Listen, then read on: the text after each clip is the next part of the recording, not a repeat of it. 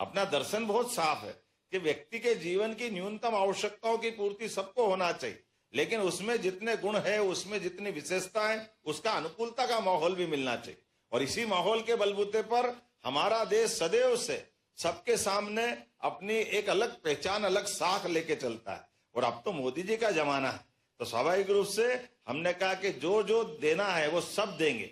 और उसके बाद में प्रदेश को फिर भी, आज मैं कल अपने माननीय कई मुख्यमंत्रियों के साथ बैठ रहा था और मैंने सबके अलग अलग बजट भी देखे, प्रगति भी देखी, और कई बार ये बात भी निकलती।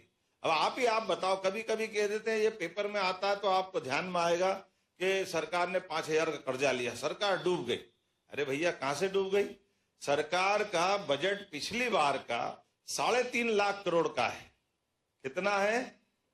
और हमारा इस साल का खर्चा 3.5 लाख करोड़ का हमने किया है।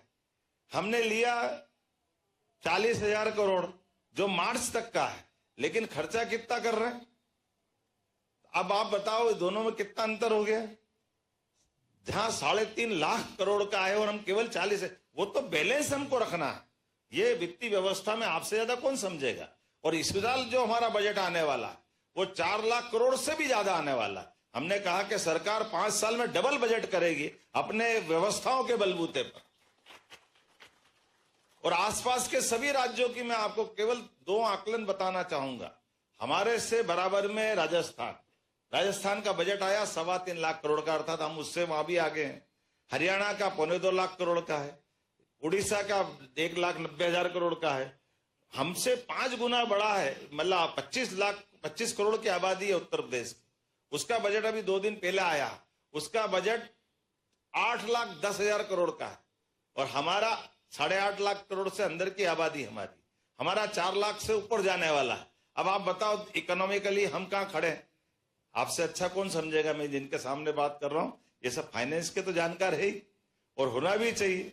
तो इन व्यवस्थाओं के बलबूते पर, लेकिन जो परमात्मा ने हमको जो संसाधन दिए, जो व्यवस्था दी है, आप बताइए किसी भी क्षेत्र में हमारे यहाँ ऑर्गेनिक कॉटन या ऑर्गेनिक सभी प्रकार की व्यवस्थाओं के लिए देखें तो आज हमारे रेडीमेड गारमेंट्स और बाकी चीजों में जिस प्रकार का समय चल रहा है, और केवल कॉटन का नहीं, सब सेक्टर में सभी प्रकार से। तो ये जो बताया गया, आप, मैं अभी नोट भी कर रहा था कि आप में से कुछ लोगों ने अच्छे मुद्दे उठाए, तो सही बात है। अब काय के सोने के चक्कर में, प्रॉपर्टी के चक्कर में पड़ो। अब हाँ, उद्योग लगाओ, डबल कमाओ अपने पास। ये वर्तमान का समय चल रहा है। क्योंकि ये बात बिल्कुल सही कि जब बाकी निराशा रहती तो सरलता रहती कि कहीं ना कहीं जमीन में अटका दो, तो वो जो एक तरीका होता है। लेकिन जब हमारे इस व्यवस्था के चलायमान व्यवस्था में देखें तो निश्चित रूप से, और इसके अंदर भी जो हमारे उद्योगों के आधार पर, अब आप बताओ कि अपने यहाँ रोजगार परक उद्योग लगाने जाओगे तो सब मिला करके कभी जोड़ बाकी लगा के देखे तो डर लगता है बोलने में भी कि आप लगाओगे जिसका रिटर्न सरकार के माध्यम से 200% रिटर्न हो रहा है। अब कोई ऐसी फैक्ट्री, कोई दूसरा काम मिलेगा क्या आपको कि जहां 200% रिटर्न मिल रहा? आप इंडस्ट्री के क्षेत्र में आओ, टूरिज्म के सेक्टर में आओ, 100 करोड़ की आप कोई अपनी बड़ी यूनिट खड़ी कर रहे हो टूरिज्म में भी, तो 40 करोड़ कैपिटल में आपको सरकार मदद कर रही, और बैकवर्ड सेक्टर में जाओ तो 58% मदद कर रही। तो आप भले ही सोना भी लोगे तो 10-10 हजार बढ़ेगा, इतना तो नहीं बढ़ने वाला है। लेकिन ये जो अपना इसका माहौल बन रहा है, मैं आपको बताता हूं कि दिल्ली में और कई जगह कई अपनी एनर्जी सेक्टर में इन्वेस्टमेंट करने वाले लोग आ रहे हैं। एक विनीत मित्तल जी ने कहा कि मैं आपके यहाँ और 50,000 करोड़ लगाने वाला हूं। तो हमने कहा बहुत अच्छा स्वागत है। अब उन्होंने कहा मैंने आगर के पास में भी बहुत सारा इन्वेस्टमेंट किया, अभी ट्राइडेंट वाले आए थे, उन्होंने कहा हमको तो कोई आपकी जमीन भी नहीं चाहिए सरकारी, हम कुछ नहीं करने वाले, आप हमको 2,000 एकड़ जमीन दिलवा दो, हम खरीद लेंगे, हमको बैंक से भी लोन नहीं लेना।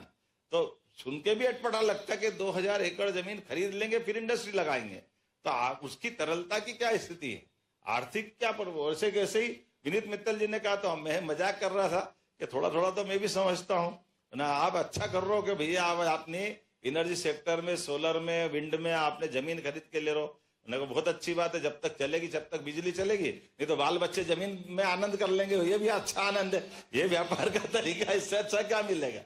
यही तो हिसाब है कि कहां चक्कर में पड़े, उद्योग विभाग के चप्पल घिस जाती, बाद में जमीन इधर बदलाओ उधर बदलाओ, बदलते नहीं है, 50 परेशानी करते हैं।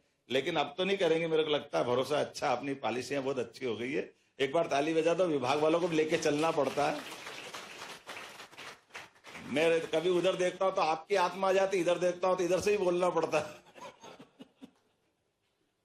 लेकिन तालमेल तो करना पड़ता है इन व्यवस्थाओं के आधार पर, क्योंकि हम और आप सब मिलकर के एक सरकार है और सरकार के नाते से इन व्यवस्थाओं के बलबूते।